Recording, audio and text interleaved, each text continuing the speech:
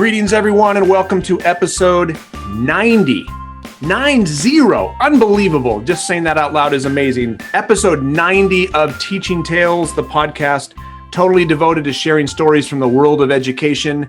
As always, I am your host, Brent Coley, an elementary principal in Southern California. Joining me today, a good friend and a colleague in my district, Mary Vongsavanh. Mary, how are you today? Hi, Brent. Hi, everyone out there. So good to be here. Thank you so much for having me on your show. Oh, I'm thrilled. We were chatting over the phone the other day about kind of what we were going to talk about. I'm really excited about the conversation we're going to have today.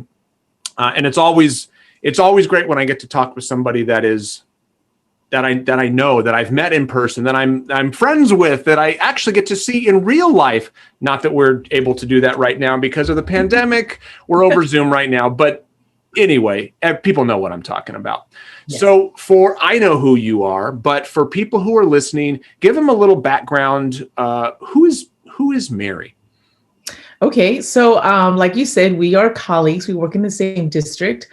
Right now, I am an assistant principal at an elementary school. Prior to that, I was a math TOSA for many years. And then prior to that, I was a math teacher for many, many years. So that's kind of been my background. I love teaching. I love kids. I have two daughters of my own, two teenagers, one in middle school and one in high school. So it's just been a great journey. Awesome. And you, what you have done for our district with the math talks and your background in math, I remember, and getting our teachers launched with doing math talks and having those conversations in their classrooms with students have been amazing. I mean, I'm seeing it with the teachers at my site, and that is largely in part to you, Mary. So kudos to you, my friend. So, all right. So today's topic, like what we want to talk about is not equity, but more empathy in terms of being able to empathize with what students are going through. And a little background, and I think anyone listening right now, you would understand if you're a teacher right now, you know that more than ever before in your career, you are getting a glimpse behind the curtain. You are getting a glimpse over your student's shoulder, quite literally, with Zoom instruction right now. You are getting to see the living rooms, the dining rooms, the bedrooms, maybe the closets that these kids are doing their virtual instruction from, and you're getting to see what's going on in the background. And I think it's giving a lot of us that glimpse into home life, what kids are going through. And Mary, I have not heard your story, but I have friends who have heard you talk about your story. And I wanted you to, I'm so excited for you to share that, because I think that you're going to be able to give us a glimpse kind of from that's what this podcast is about. It's all about stories. Everybody has a story. And you've got one that I really think is going to bring to light that the need for empathy, that everyone's going through something different. And what we see isn't always what is the reality behind the scenes. So with that, I will pass the virtual mic to you and tell us your story, Mary. Well, thank you, Brent. And I think you said it perfectly when you said what you see is not always what's going on in the background. So my background, that most of you know me, if you're listening and you're from Marietta, most of you know me as that math person, that math TOSA or admin. Or actually, prior to that, how I met you, Brent, was I was the tech TOSA. We were on the technology team together. So my background is I was born in Laos, in a little city called Pak Se, Laos. And, that was during the time of the war. So my dad at the time was a general, and he fought. And the war, when I say the war, I'm referring to the Vietnam War. But what most people don't know is that there was another war right next door to Vietnam, and that's in Laos. And so because the Ho Chi Minh Trail runs through Laos, I'm going to give you a little quick history lesson. Please. And the Ho Chi Minh Trail is how the North Vietnamese, the communists, would send their weapons to South Vietnamese, and then they would flank the troops, and that's how they won the war. Mm. Well, my dad, obviously was fighting against the communists. And what people don't know is the CIA was there way before our troops were there. And it was all a secret. And if you look it up, it's called the CIA's Secret War. It was a secret because the Geneva Agreement was that Laos was neutral and Americans were supposed to stay out, that all the fighting was going to happen in Vietnam. So what happened was the CIA sent their men, and then the United States sent a lot of, kind of like retired military men, Marines, mercenaries. And they kind of set up, but they didn't do the fighting. So what they did was they contracted the French Lao army, which is, our country was a French colony. My dad was in the French Lao army. So him and his battalions did the fighting. But it was all backed up by the Americans and the CIA. So that's the background. That's where I lived. We were literally a mile away from the fighting. Bombs going off, all that stuff. And it's a really intense story behind the scenes. And I can tell you a lot more stuff because I've interviewed a lot of people who fought with my dad, CIA members, that kind of stuff. And it's kind of like a Jason Bourne type movie, there was a safe house. We had to escape. We had to leave overnight. We had to go move every 2 weeks so that people couldn't find us, that kind of stuff. So anyways, after the fighting was over, we ended up in the United States.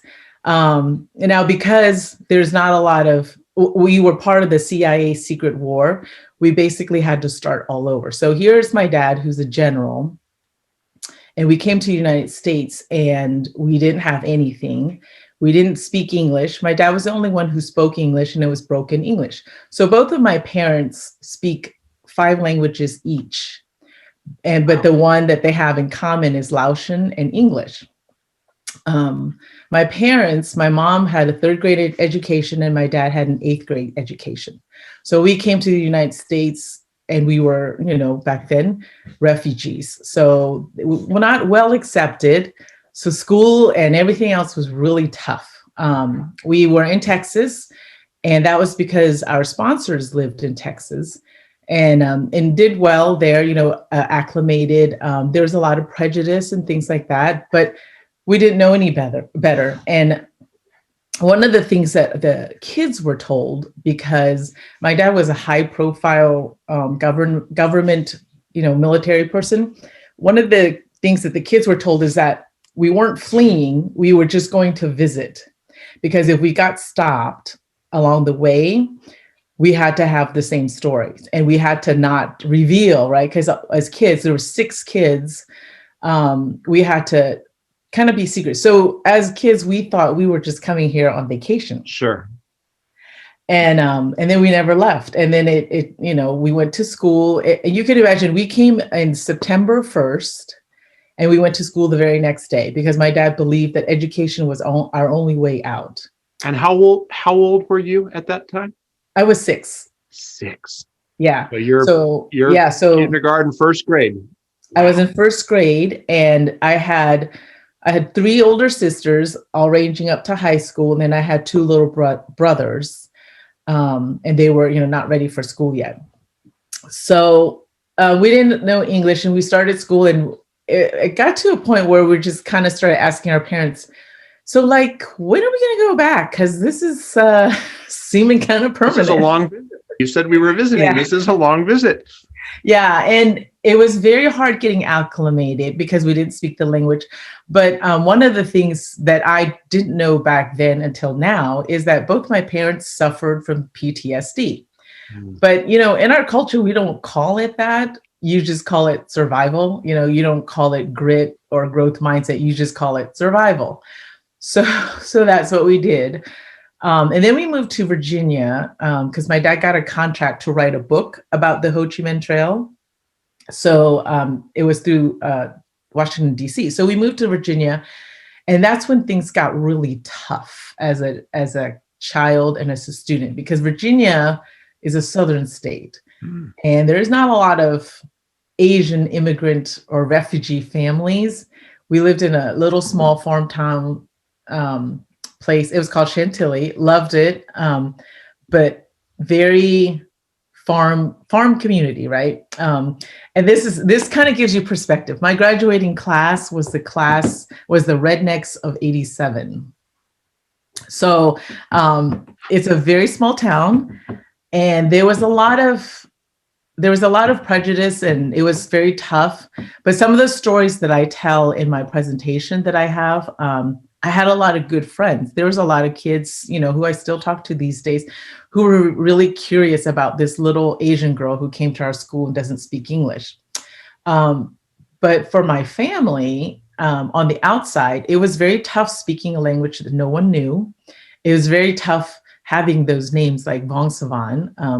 So that's why all of the kids changed our names. My real name is Sumsanik Vongsavanh.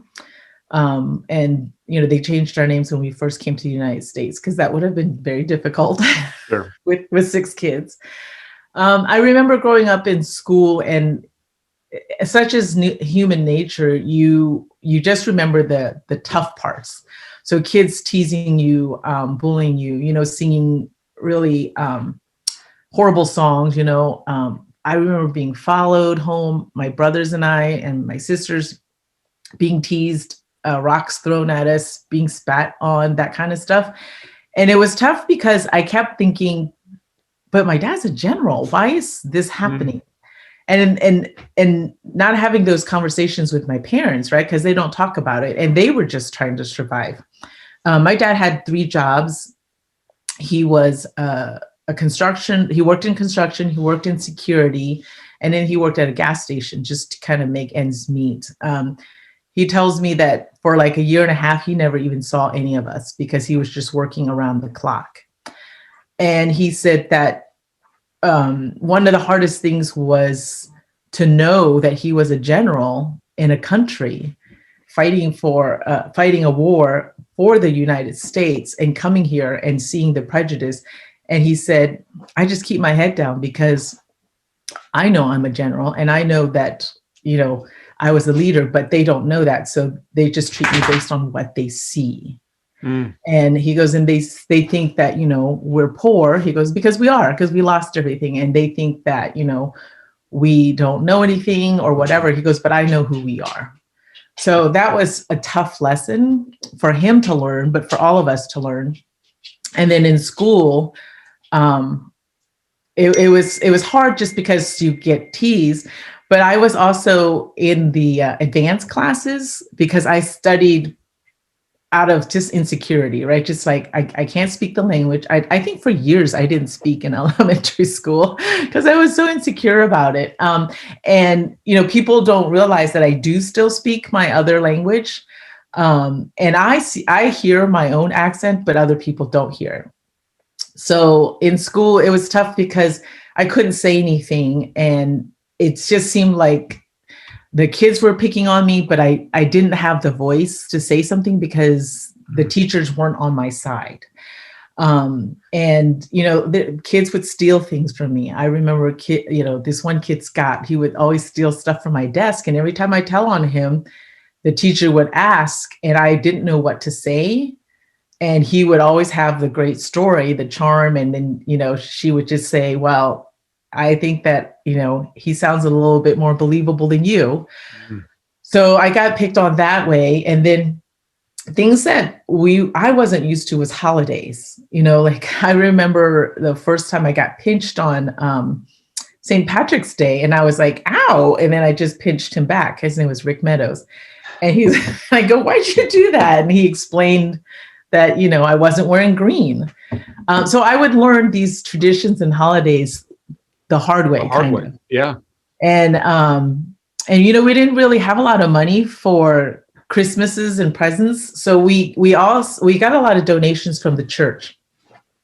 And so every Christmas they would bring us clothes, hand-me-downs and stuff like that. And that was kind of our present.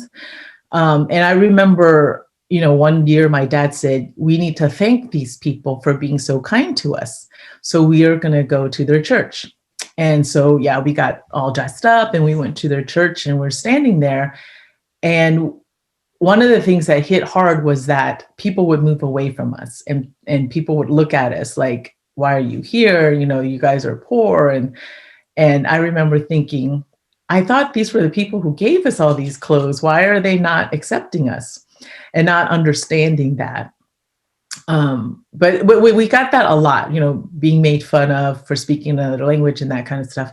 And then as I was growing older, you know, we would have, as my parents had a little bit more money, we would get like one outfit a year or two or three at the beginning of the year. And then come Christmas time, you know, we didn't really get presents because that wasn't a holiday that we celebrated. So one year I decided at the beginning of the school year, I would save all my clothes and shoes that my parents bought for me. And I would just wait until Christmas time, after Christmas, to wear them, and then tell the kids that those were my presents. And so I did that a few times, and I would always get in trouble because my mom would be like, "We bought you these clothes, and why aren't you wearing them? It was expensive," and that kind of stuff. So I'd be getting that kind of feedback from home, but then waiting till Christmas just so I could wear it at school. So I did things like that, and then at school, I remember one time it was a sixth grade class, in Mr. Tessier's class. We had a kid who stuttered a lot. His name was Mike, and Mr. Tessier sent him to the front office, and he stopped the class and he said, "I just sent Mike on an errand because I wanted to talk to you guys. I'm noticing that you're making fun of him because of his stuttering, and that's not acceptable." And the whole speech that teachers give. And I remember sitting there going, "Oh, wow, that was really awesome that he did that," and thinking, I wonder when he's going to send What about me. Yeah. What about me? Say something like that for me. Protect me too. Exactly. And I kept thinking, I can't wait for when he sends me on an errand so he can have a talk with the kids who are bullying me. And and it never happened because I think that I didn't have the voice to say that it was happening, and I didn't have the voice to describe that it was happening. And I think teachers couldn't see that. So that's the majority of my memories in school, is that bullying and things like that. And then when I got to high school, I really advanced. So because I did a lot of studying by myself at home because I was so insecure. So I was in the advanced classes, but the irony is my parents wanted us to catch up and learn more and learn more. So we also went to summer school. So we were in summer school, but we were getting A's and things like that. And in high school, one year I did the unthinkable that brought so much shame to my family, that my parents gave me an ultimatum to either leave or, I could stay. But so when I was in sophomore year, I had a boyfriend. Oh. And that was culturally completely, unacceptable. And you know me, Brett, as an adult, but in my culture, it's very women are kind of like your job is to kind of be submissive and to listen and to do what your husband tells you, that kind of stuff. Me, and that's not who I am. So it was kind of, I seemed like the rebel to a lot of people growing up. I was kind of like the black sheep, right? So anyways, I had a boyfriend. And of course, my ultimatum was you either break up with your boyfriend because you're bringing shame to our family, or you can stay here. Or you can leave, right? Leave the house. Yes, leave the house. As a sophomore. So that's, wow. So yeah, so at that time I was 17. And so I, of course, being in love, left the house. And, growing up, everything that was important to me was education. And my parents had worked so hard to save money, to save for college for us to go. So by doing so, I kind of, said goodbye to that. And that was kind of tough because there was my future going away. So anyways, I lived with my best friend for a little while. And then I got a call from the school that said that I needed to come home because I was underage, and I couldn't run away. Technically run away is what it was called. So I went back. But the reason I tell this story is nobody knew that. My friends didn't. Teachers probably had no idea. Teachers had no idea, and I bring it up because Mrs. Golder, who was my Latin teacher, she sat me down. It was the only teacher who approached me in my history of K-12 education and said, "Mary, you went from an A student to an F student in a matter of 2 weeks." She goes, "I know that's not you. I don't know what's going on. I do know that I've had your two sisters before you, and I do know that you guys are going through a lot because of your family history." And she goes, "So I'm going to give you a D as a passing grade." And she goes, "Just because I know who you are and I don't know what's going on, but I have a feeling it has something to do with your home life." And I thanked her, and I didn't tell her because that's the other thing about our culture is you don't talk about it, Sure. That's like private. Yeah. Yeah, I'm wondering if my parents are going to ever hear this podcast. But so anyways, I got through that, but that was the only teacher who recognized that. And she said that I only know that because your sisters came here. I had your sisters the year you came here, so I knew that. And so anyways, I moved back, and I went back, and I stayed home, and things were even rockier than before because it didn't solve the problem, because I still had my boyfriend, and I still wasn't going to go to college. So at the end of my schooling of high school, I applied to the local college, and I got in. But again, it was tough because all my friends either went to Europe and went backpacking, that kind of stuff, or they went to their choice college. And then I just kind of had to work my way through. So the struggles throughout taught me that when I look at a student, there's a lot more going on than they tell you. And one of the things about our culture is you don't admit what's going on that's not going well. Sure. You don't admit your struggles because that's weakness. And partly because it's also, I come from a military family, right? Yeah. My dad being a general, my brother is currently a lieutenant colonel in the Marines, and my sister is a retired major in the Marines. And right now she works for Homeland Security. So this is my background. This is my military background. And most people don't know that, but I'm the only one in education in my family. So it's a very stoic family that I come from. So I would never admit, this is what's going on at home. But what I do see is when I look at kids, I recognize that look, I recognize that silence, and I know that they're not interested in those posters that you put up that says keep trying, growth mindset, or those messages when you say add yet to the end of your sentence. They're interested in watching your actions, because are you giving me the same chances that you're talking about? That kind of stuff. So that is the one thing that's taught me in education, is knowing that there's a background story before you discipline someone, before you, kind of deal out punishment or whatever. There's a lot more going on than you know. And in this environment, we, like you said in the beginning, we see into their lives a lot more than we would before. And there's a lot of, I know that Brene Brown does a lot of research on shame. There's a lot of shame that's kind of going around, and none of us know how to deal with it. Like I felt shame because I in a sense, I did dishonor my family, and I was disobeying my family. Even though I didn't agree with it, I was disobeying them. And that's huge, right? I was disrespecting them. So I see that in the kids that we have in front of us. And I understand what poverty is like, because I remember not having things and going to school and trying to fit in. And I think that my entire life, all I wanted to do was not be different. And And and that's just something that we do as kids in middle Yeah. school, high school. We just don't want to be different. We just don't want attention on us. And there was just no way to not be different because I looked different. I spoke differently. I had a different name. Everything about me screamed, I am different.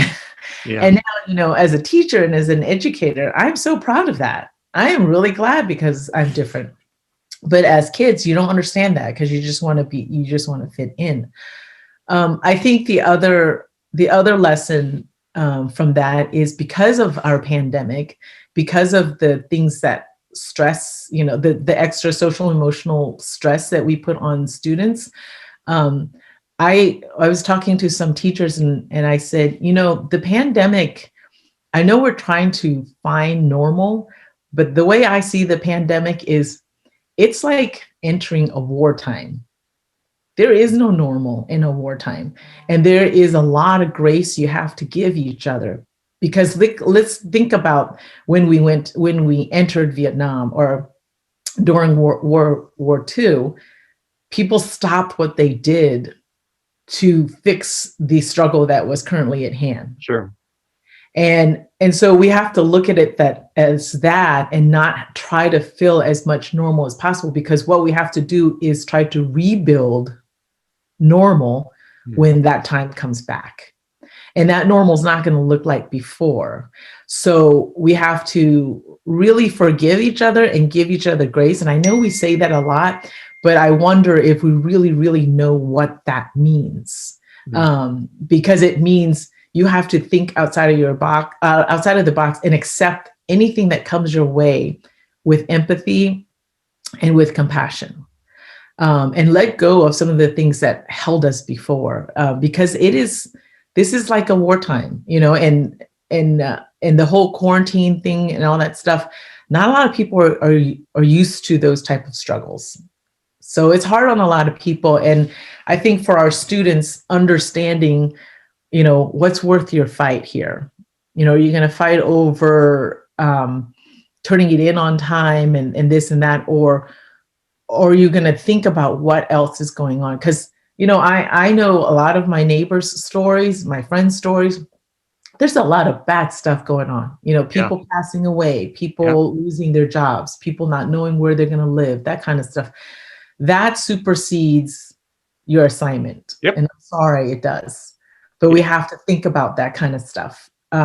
So in light of that, and sharing my background story, I share, when I tell this story, I have a presentation, and it's more about we have school and we have our future that we think about.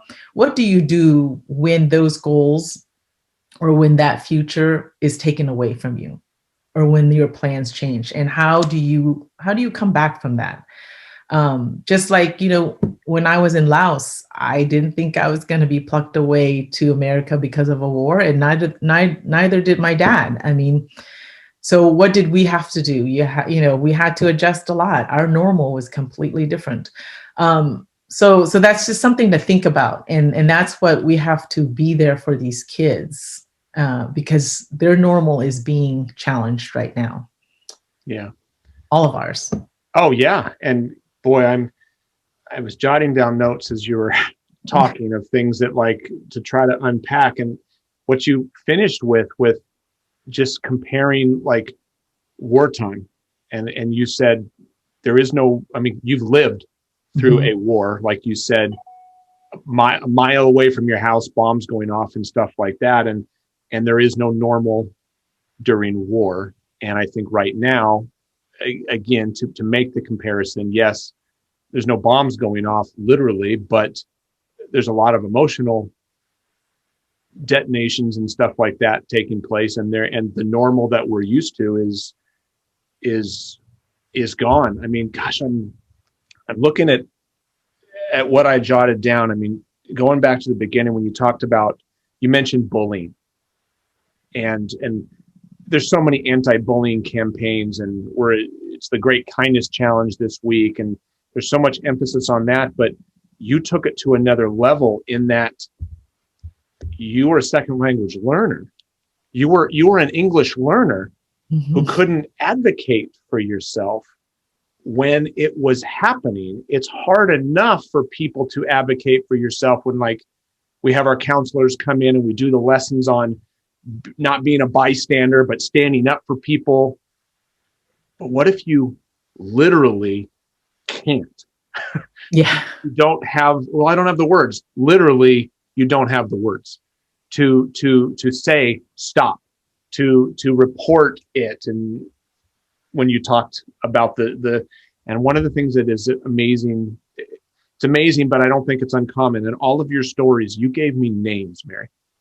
Oh, You remembered the names of the student, of whether it was Mike stuttering, what Mrs. Golder with a G, yes. Mrs. Golder, your teacher, which I want to talk about her in just a second. But I mean, these are memories that are burned into your mind. I mean, that decades later, you still remember their name, and you probably remember what they were wearing when they were doing a lot of this stuff. But that just resonated with me as teachers, as administrators, as people who work with kids, advocating for those kids who don't have a voice. I jotted down, and you said it didn't have a voice. And I jotted down, we have to look for it. So what do we do when the Mary is in our class who doesn't necessarily, now maybe it's, you mentioned like shame. And I think that's culturally, in a lot of cultures, that's and just in general, a lot of people, they're not going to want to talk about things because it could, you mentioned you don't want to bring shame on your family. I jotted down cameras off right now. That's something that teachers, a lot are saying, like, he won't turn his camera on. She won't turn her camera on. And as frustrating as that can be and is, I think what you're talking about is, let's ask ourselves the question, why? Right. Why isn't his camera on? Why is she not turning her camera on? What's going on? Is it a war zone in the background right now? I mean, we've all seen, we can joke, we've all seen the things we shouldn't see in the background, where parents are walking around or dropping words they shouldn't be saying in the background. It's like, whoa, that's a little TMI or something like that. But is there a reason? I mean, I think sometimes it's easy to jump to the conclusion that, oh, he's just not turning it on because he's goofing off. Right. He's playing around. And yes, that may be the case. But is it also because he or she doesn't want you to see what's behind him or behind her? Because there could be stuff that they're not overly proud of. It's kind of like when we have company come over, what do? We clean up the house, we put all the junk in the room, and we close the door. You don't want people seeing our dirty laundry, but literally right now, because of the virtual instruction, we are seeing everybody's dirty laundry quite literally on the floor sometimes. So, and your story about Mike and the stuttering, and had the teacher who you gave the name of the teacher, I believe. I didn't think I jotted that. Who was the teacher?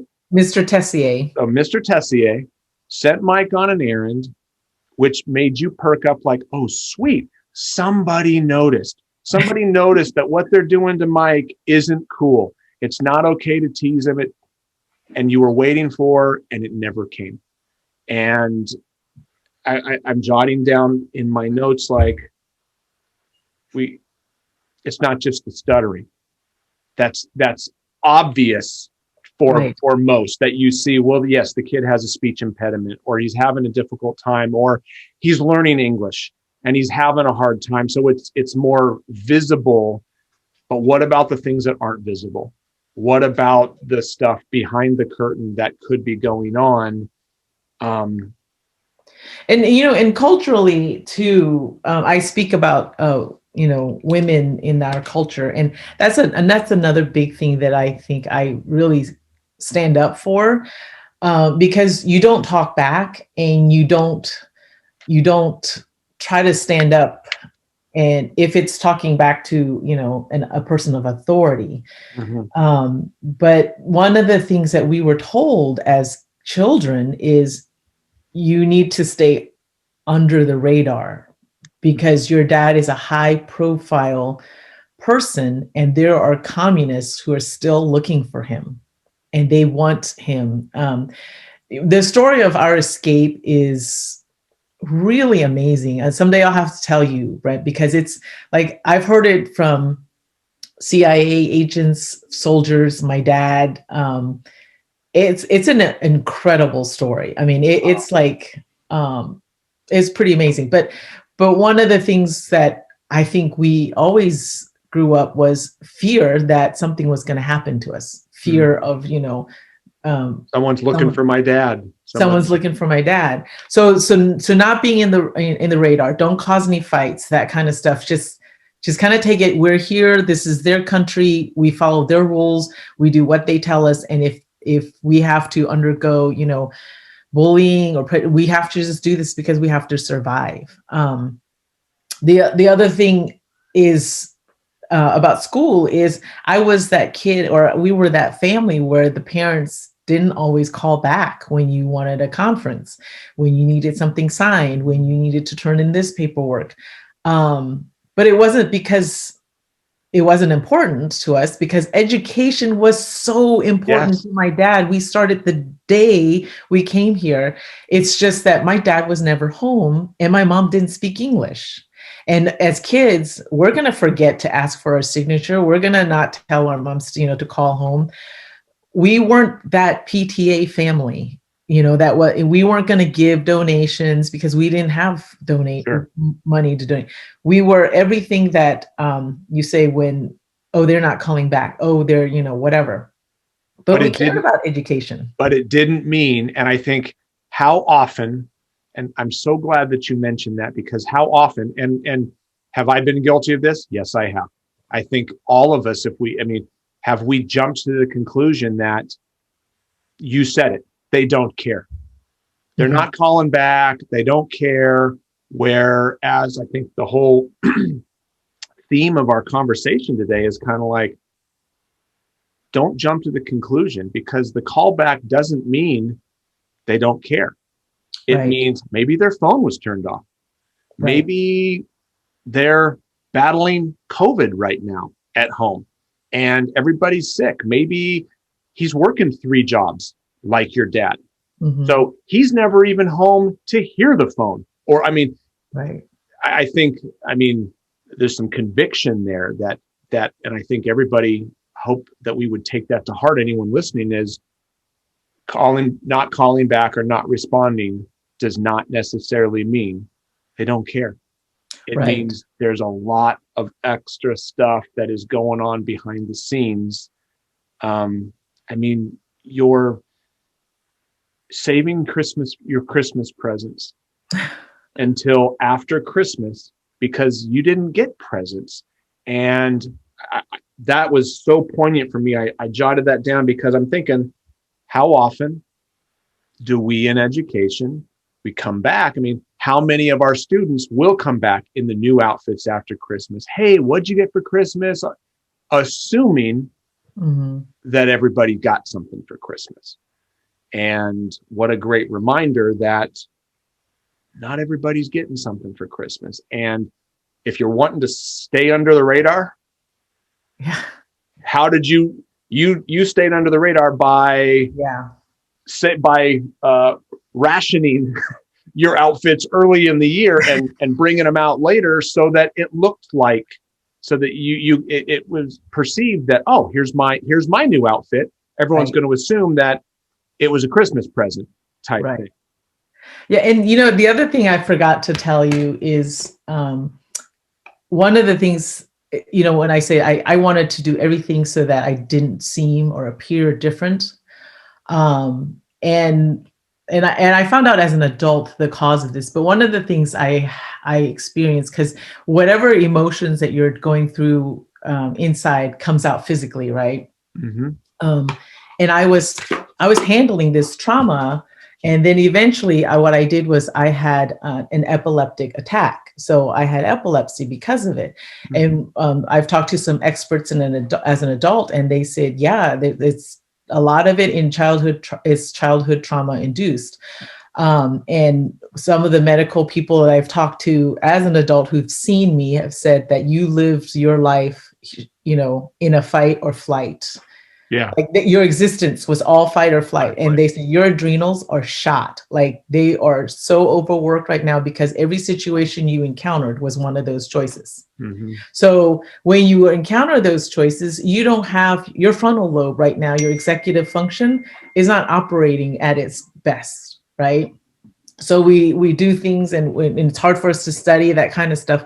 That's one of the things to remember. But my epilepsy, I had this huge attack in third grade. I remember it was in class.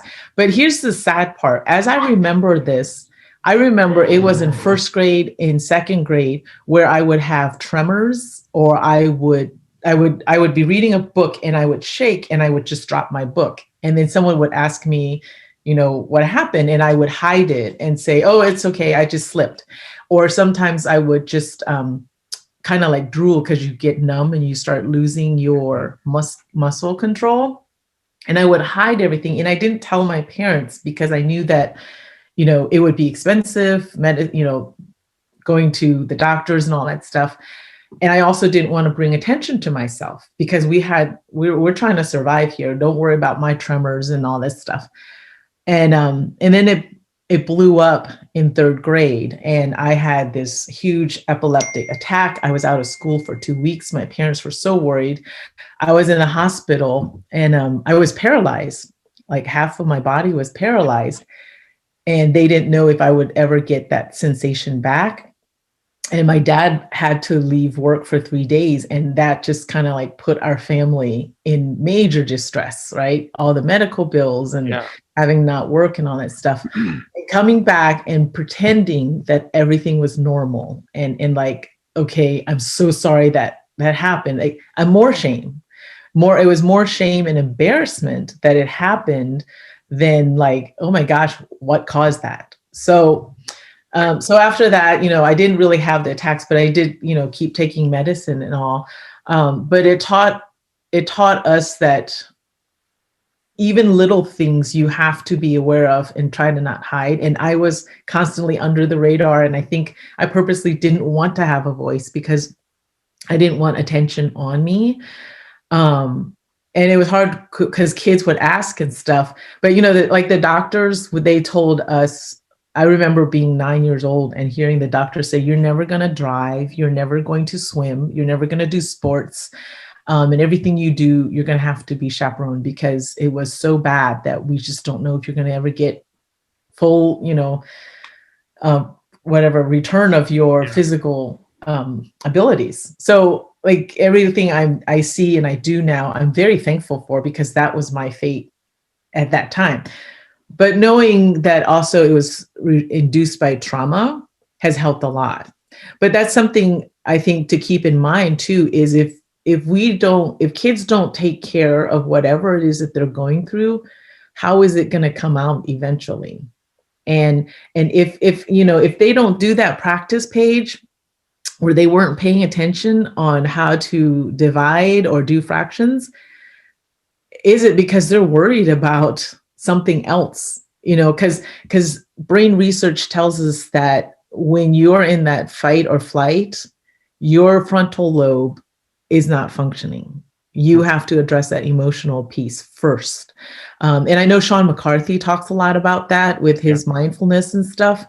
Because sometimes I react. I know, lo and behold, I react, and he'll just remind me, okay, your frontal lobe's not working right now, Mary. Episode 88, everybody. Sean and I talked about mindfulness. So if you want to go back after here and listen to that one.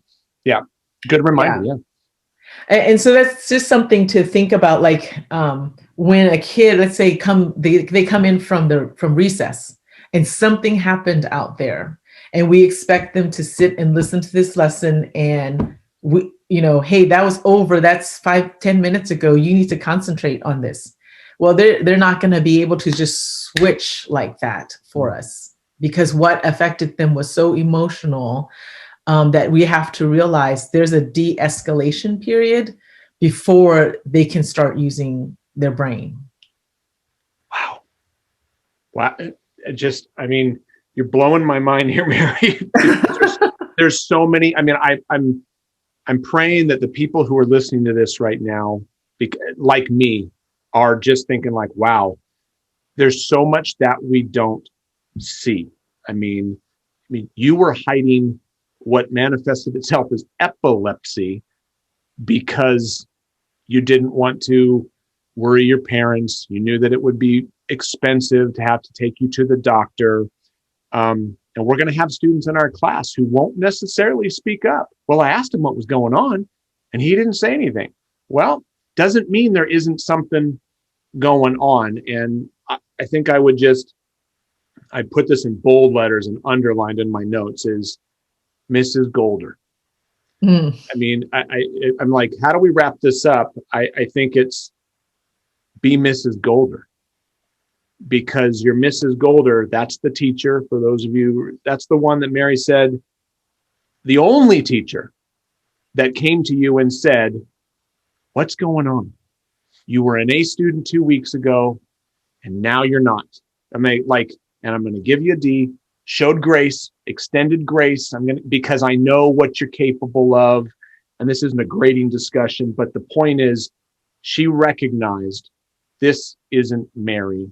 There's something else going on. And she came to you and she asked. She was aware. She had those spidey senses tingling. I mean, and I think it's like, we've got to be Mrs. Golder. We've got to have that radar. Like, you wanted to be under the radar, but I think as teachers and administrators, anyone who works with kids, we actually have to have the radar turned up to pick up, because you may try to stay under the radar, but that doesn't mean that you don't need extra support. It doesn't mean that we shouldn't reach out. Well, he said he's fine. So, okay. I'm sure you said you were fine countless times, and you weren't fine. You needed help. So, gosh, yeah, and I just think, so the moral of the story, I mean, or at least what I'm getting out of this is the next time we're in whether it's an in-person classroom, if you're fortunate enough right now to be in-person instruction, or if you're in a virtual classroom and you see the camera off, or you see the kiddo not attending, or as Mary said, you see the assignment not get turned in. Behavior is a form of communication. And I think the reminder that I'm taking from this is, let's ask ourselves, why?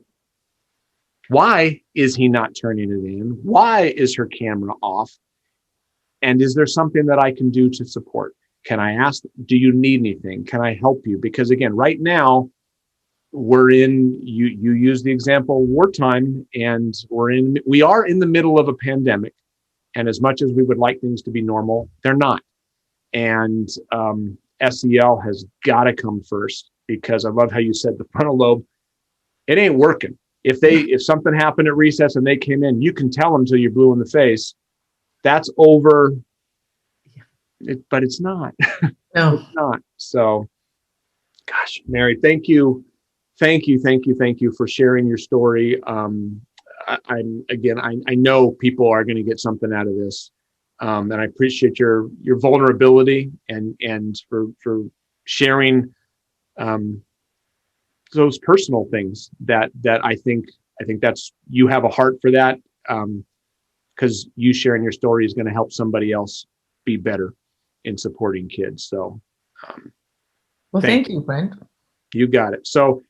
This is the part where do you have on Twitter, do you want to share your Twitter handle, and you want to connect if somebody wants to connect with you? What's your Twitter handle? So my Twitter handle is Math Dojo. Awesome. So the only thing I tweet is math stuff, just to forewarn you. But if you do want to get in touch with me, you can get in touch with me that way. I do have also a Facebook, Mary Vongsavanh. And then my work email, so you can get in touch with me any of those ways. Awesome. So, well, Mary, I appreciate you. I appreciate our friendship, and I'm glad that we were able to chat.